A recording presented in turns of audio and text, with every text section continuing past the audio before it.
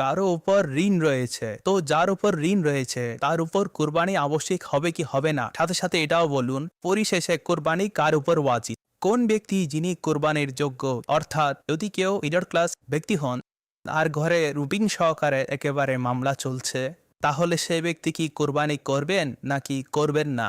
যার কাছে 52.5 তোলার সমপরিমাণ মূল্য মজুদ রয়েছে, কিংবা স্বর্ণরূপা উভয় মিলিত করার পরে এতটুকু অর্থ হয়ে যায়, কিংবা তার কাছে ব্যবসায়িক পণ্য কিংবা প্রয়োজনের অধিক এমন কোনো মাল রয়েছে যা একত্রিত করলে 52.5 তোলা রূপার সমপরিমাণ মূল্য তার কাছে পূর্ণ চলে আসে, সঠিক। তো তিনি কুরবানির জন্য সাহেবে নিসাব। এখন এই যে নিসাব, এটা দেখতে হবে 10 জিলহজ সুবহে সাদিক থেকে।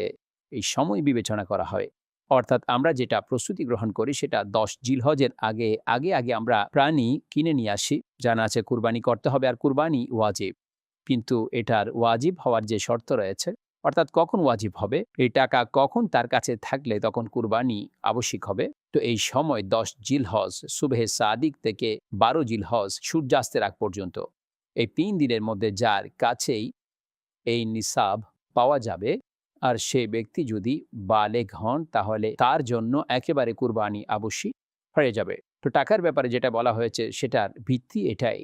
এখন আপনি বলছেন ঋণ রয়েছে, এখন যদি কারো নিকট ঋণও রয়েছে তার উপরে আর এত সংখ্যক টাকা রয়েছে, তো ঋণ দেওয়ার পরও যদি তার কাছে টাকা থেকে যায়, নিসাব সমপরিমাণ থেকে যায়, 52.5 তোলার সমপরিমাণ টাকা অ্যামাউন্ট তার কাছে হলে, তো তার উপর কুরবানি আবশ্যিক হবে, না হয় কুরবানি আবশ্যিক হবে না। উদাহরণস্বরূপ 2 লাখ টাকা ঋণ রয়েছে, কিন্তু এই ব্যক্তি নিজের স্বর্ণ রূপা কিংবা কেশ কিংবা ব্যবসায়িক পণ্য কিংবা প্রয়োজনের অধিক বস্তু এগুলো একত্রিত করে দেখে, তো সেটা 4 লাখ হচ্ছে।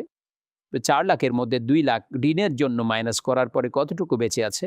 2 লাখ।